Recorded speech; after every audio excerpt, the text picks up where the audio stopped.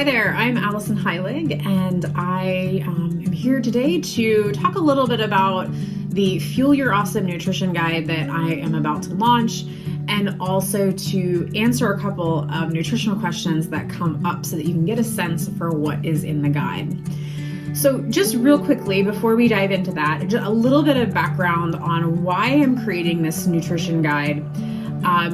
This nutrition guide is the product of a lot of time spent working with people in real time in strength, conditioning, endurance, and injury management, which is what I do regularly. But there has come points with some of the athletes where they're not seeing the performance improvements that they were hoping for just by focusing on their training. So as we started to dive a little bit deeper into the realm of nutrition and what they're eating, we were able to really optimize their performance and their output from their training, from what they were doing in the gym, and really optimize it through making sure they had the appropriate amount of energy and protein to really support what their goals were.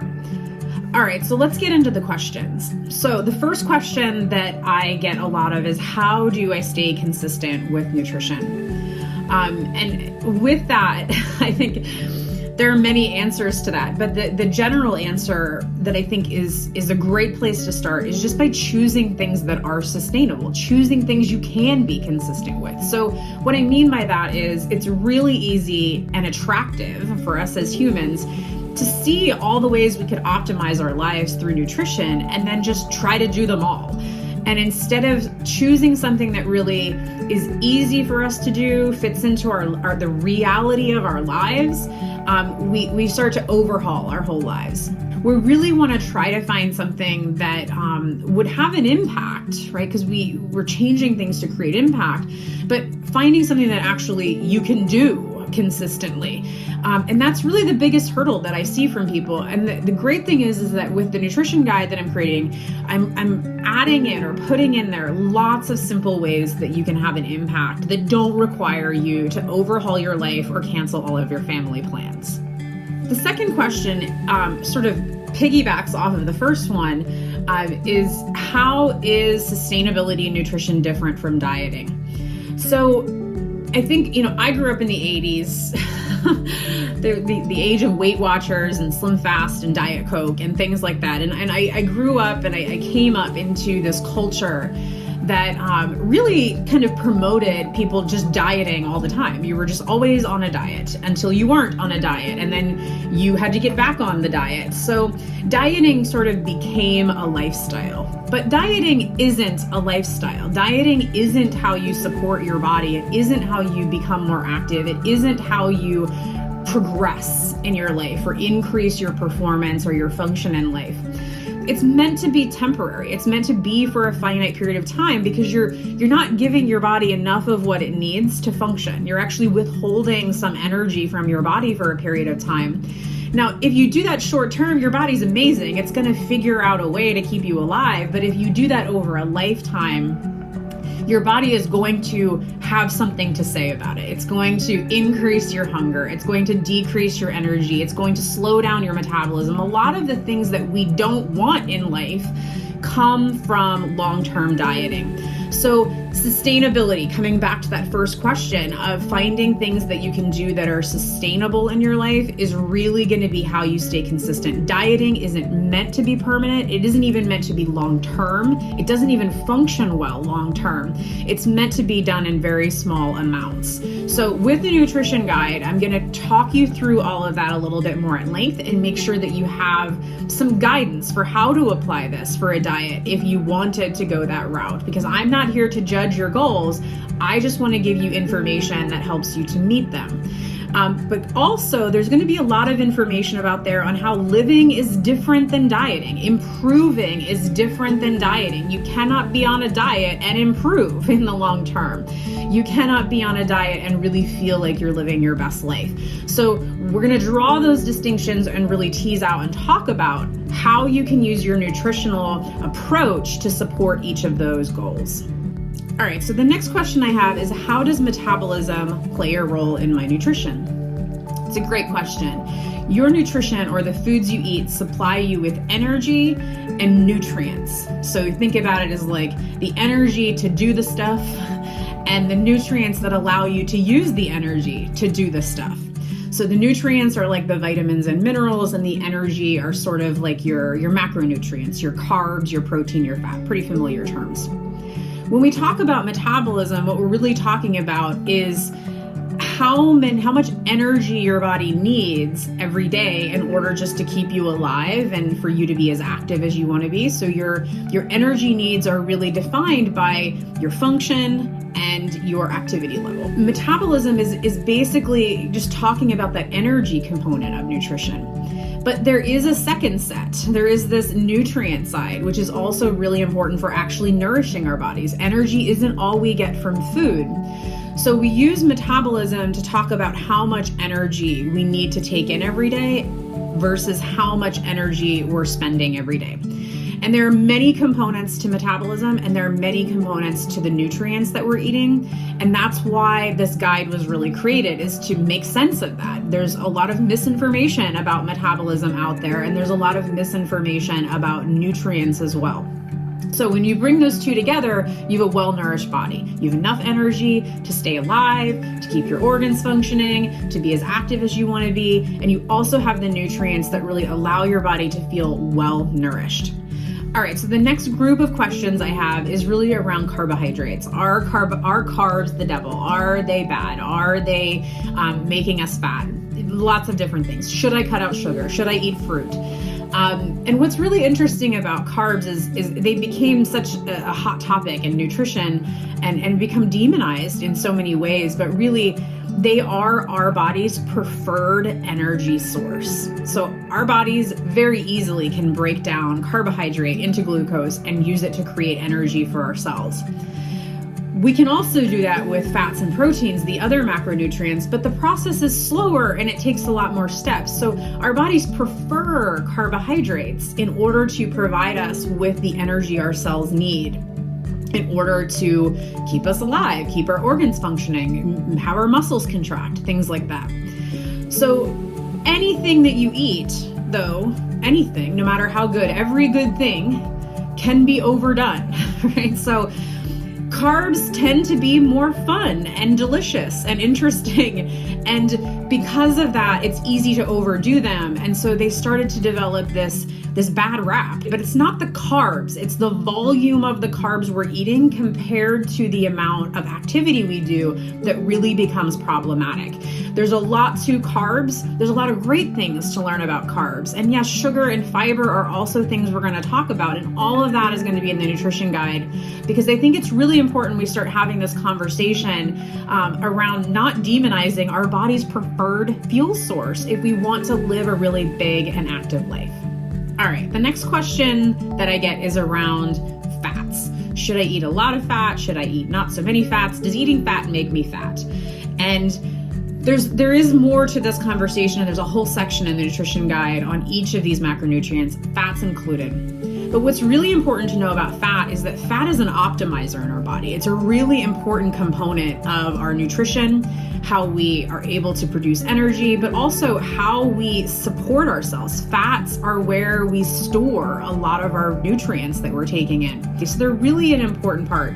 But eating fat is not the same as body fat, right? So the body fat that you feel on your body or see on your body, that's not just because you've eaten fats. That's because you've eaten too many calories for your activity level. So carbs can also be stored away for later in that way. So it's not, again, just like with carbs, it's not generally the fat that's the problem.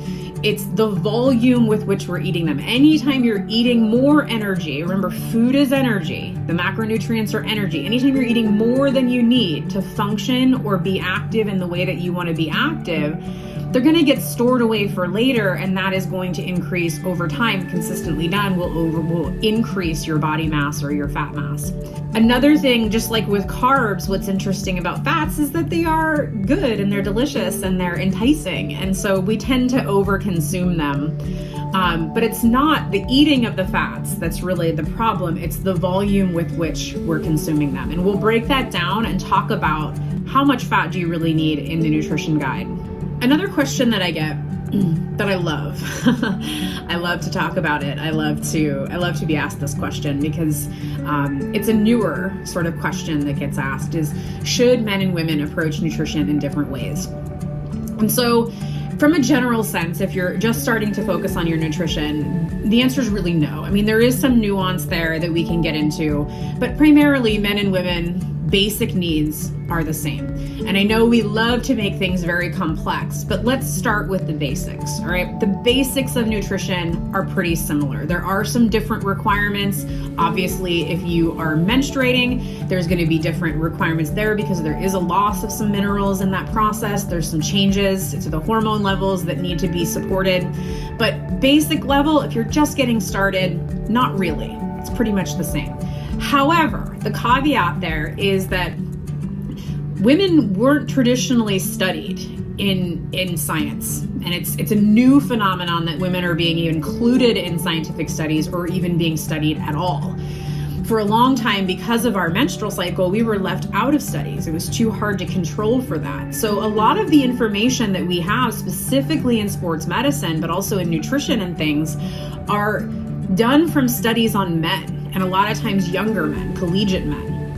So the applicability of that information isn't necessarily known to subjects or populations beyond what was studied.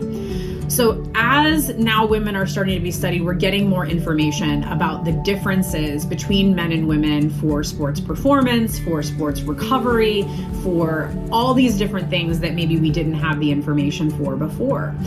And so in the nutrition guide, I'm going to talk through a couple of those things. We're going to point out a couple of those things. Specifically, there are some interesting things around endurance athletes. So the runners, the triathlon elites, the cyclists of the world.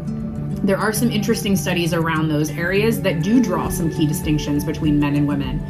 So as we continue to study women a little bit more, we'll probably learn more, and this might change the conversation yet again. But again, as we're starting out, we can approach it from a very simplistic place. We got to get everybody up to baseline, and then we can start fussing over the details and the distinctions and the differences that may occur between men and women. Then another question I get is, I'm trying to be more active, but I feel like I have no energy. What's going on? How do I push through? You don't push through. So what's interesting is that there's for a long time been this guidance that says you should eat less and move more.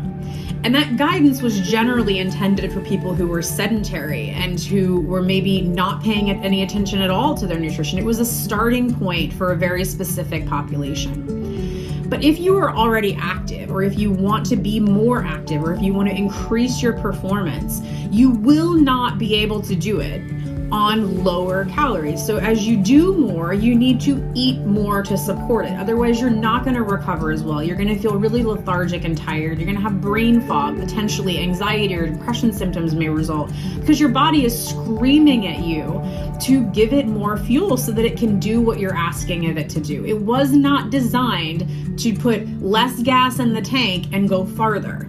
Right? So if we think about that analogy, your body is not a car, but if you think about that analogy of if you have a half a tank of gas, you're not going to be able to drive cross country with that. You're going to end up being stalled out. And so what you're experiencing in that low energy level, that kind of misery of hating your life at this point and wondering why on earth did I ever decide to be more active, it's really just your body telling you there's not enough gas in the tank. And it's going to make internal reallocations of energy resources in order to keep you alive, because that's what it does. But you're not necessarily going to like the way it feels. So this advice of eat less and just move more is not a long-term strategy for life. It's how you diet, and dieting is not how you live, or not how you should live if you want to really live an active and full life.